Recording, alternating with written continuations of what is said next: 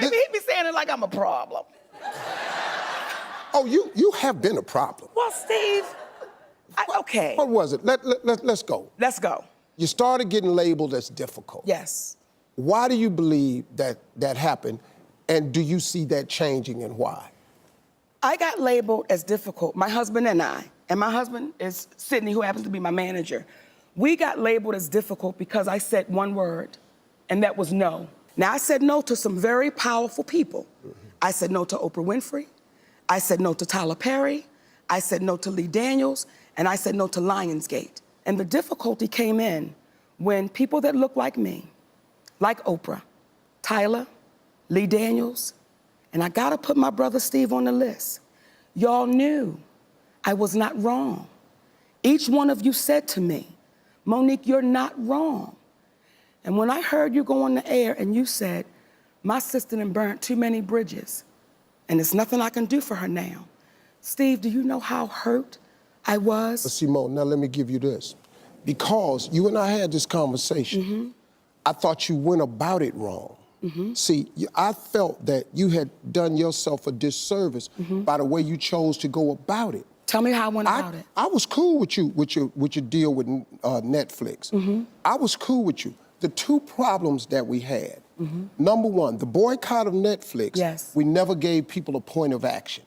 Okay, if we're gonna boycott, are we gonna not get subscriptions? Are we gonna turn it off? Or are we gonna go down there and get signs?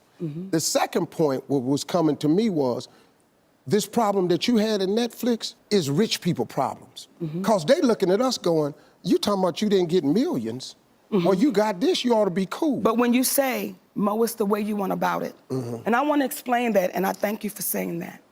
Inequality is devastating, and it's extreme. And when people said, Monique, do you think calling a boycott was extreme? You damn right. But isn't inequality extreme? So we've got to get to a place where we're unafraid to say it out loud. Okay. What I would have loved, what I would have appreciated from my brother was had you picked up the phone before you went on the air and said, Monique, you've burned too many bridges and there's nothing I can do. See, I would have appreciated had my brother called me up and said, baby, let's talk.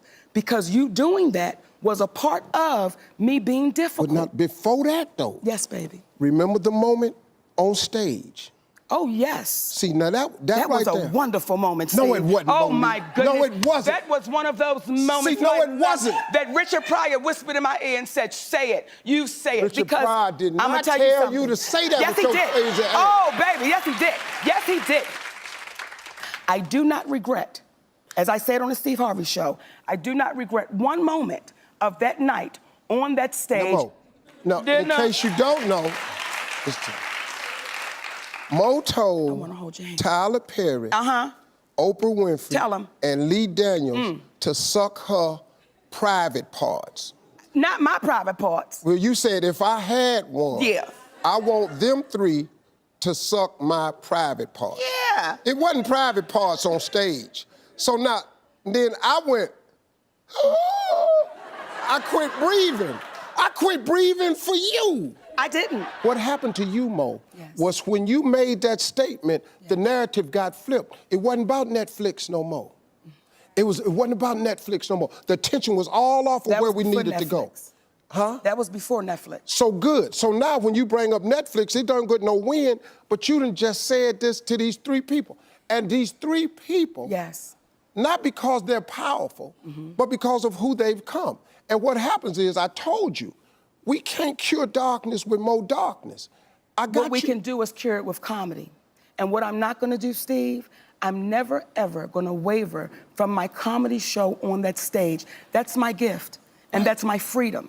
And what happens is, when you allow people to start taking your freedom and your gift and making it become what makes them comfortable, we then lose. When you called me with the morning show on the phone, I said to you, Steve, my family is suffering behind this.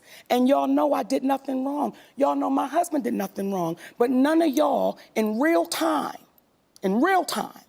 was strong enough to go publicly and say, we can't throw our sister under the bus. Because Mo, listen to me. We fighting two wars here. What war?